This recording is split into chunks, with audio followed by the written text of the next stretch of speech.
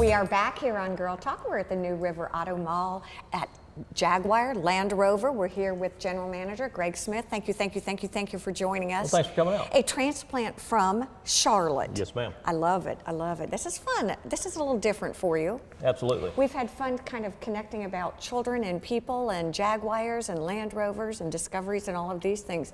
One of the things that was really interesting to me in talking about the products and the differences in the products is who is the client for a Jaguar and who's a client for a Land Rover? They are somewhat one and the same, but different. Okay. They can own, a lot of our customers own both the brands. Well, it's funny because I think my husband would be Jaguar and I'd have to go for Range Rover right now, right? Yeah, exactly. Uh-huh. You know, but there is distinct differences in what they want to achieve out of it's a lifestyle. Okay. And so, you know, the Land Rover customer, it is the SUV, but they want to be class, luxury, but understated a little bit, and they don't have to be, you know, bright red and in your face. Okay. Jaguar buyer is more sophisticated in a different way, that they like the fast, beautiful cars and the performance. How about Jaguars? How have they changed over the years? Because that's a brand that I've kind of grown up with and known my whole life. Yeah, it's an iconic brand. Jaguar, from the E-Type on, which is the only car in the Museum of Modern Art, is a permanent display. I didn't know E-Type, that. yeah. And it brings, as many people have called it, the most beautiful car ever. And they try to bring that styling through the years, but at the same time update it with technology and that sort of thing. When you say updated with technology, what does that really mean for a Jaguar owner? What can they expect? What's new? As far as expecting the latest and greatest technology, everything from Bluetooth to apps on the thing. A lot of it is safety driven. Oh. It allows you to be a safer, better. I'm a better driver when I drive a Jaguar. It makes up for me not paying attention as I should, as we all should. Sure, exactly. No, that's the truth. And there are many times that I've driven a Jaguar, and had I not been in a Jaguar, I know I would have been in an accident. And it helps me, for my shortcomings, be a better driver, just through the safety and security of the technology. From a style point of view, what are we seeing stylistically in Jaguar that's the same and different? Well, it's one of those things. It's the long, beautiful car. It's the lines, the heart line of the car, which runs basically about right where the door handles are, and you can just see the lifeline. I love that, the heart line. That's cool. And it's, you know, well, our lead designer, Ian Callum, that's his follow the heart line. And it's even through our F-Type, you can see the line where the basis of the car is driven around that and designed around that heart line. And it gives you, it's almost a car moving, sitting still. Well, it's funny that you talked about it being in the Museum of Art. It's almost, when you describe it, I feel like you're describing art.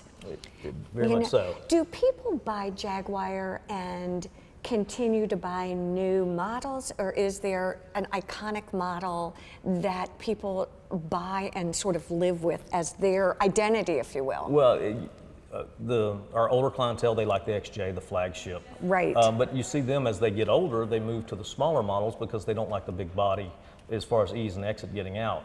Then our younger buyer, they start out with the XE, and then they move to the next model up, the XF, and then to the XJ. And of course, once they've made it, then they buy the F-Type two-door convertible or coupe, you know, for the true sporty third car.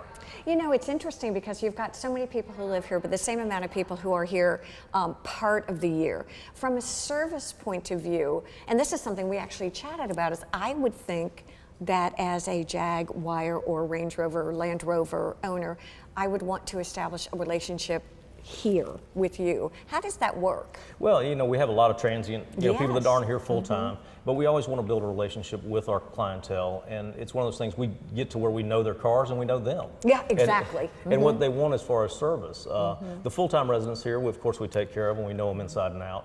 The people that are in flux, you know, we see them when it's appropriate. Of course, you've got to service any and all cars just to maintain it, but we try to build that relationship as best we can as far as personalize that service. Talk to me a little bit about Land Rover. I just think they're cool looking, kind of testosterone-y cars. I don't know how to even say that. Well, they're very rugged. I mean, they're meant to go out in the woods and stay and be as, like you say, the iconic rugged thing. I've taken them through stuff I've taken them through water this deep. Have you really? Yes, mid on the track, and it's just amazing the capabilities of these vehicles, but the styling, especially with our new Velar coming out. Yeah, tell me about that. The Velar, I drove it in Colorado. It's due out the end of this month, and it's absolutely beautiful. What sets it apart? What am I looking at? Once again, it goes back to the same styling. The Okay. lines of it, it's very similar to our Evoque, but it's almost the size of our full-size Range Rover Sport. Oh, is it really? Okay. Yes, ma'am. And it's amazing that they've got, once again, new technology in it.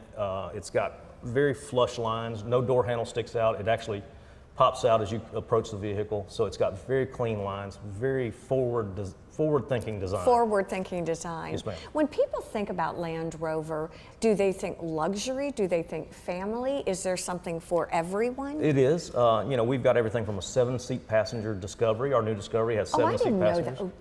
So that's totally family, Okay. and but at Yeah. the same time, it's got the luxury, the creature comforts of a Okay. luxury vehicle. What about colors? Are you seeing trends in color tones for both Jag and then in the Land Rover? Yeah, it's really funny because Land Rover is black, white, and silver. Okay. Oh, that's funny. Black, white, and silver. And okay. those are your staples, and that's what seems to be there. Where Jaguar is more, you have the black, white, and silver, but you have a larger color palette that people tend to choose from, the blues and the browns and that sort of thing. Is this a good time to buy during the summer season to buy cars? Absolutely. You've got the new models coming out, so you've Okay. got to choose from the latest and greatest, but at the same time, we have last year's models that are always a great deal. Boy, I tell you what, Greg, this is not your first rodeo. You know what you're talking about. And I tell you, the showroom's fantastic. We want to thank you for joining us Thank you. today. We want to thank all of you for joining us today here on Girl Talk. Have a wonderful week. Bye-bye.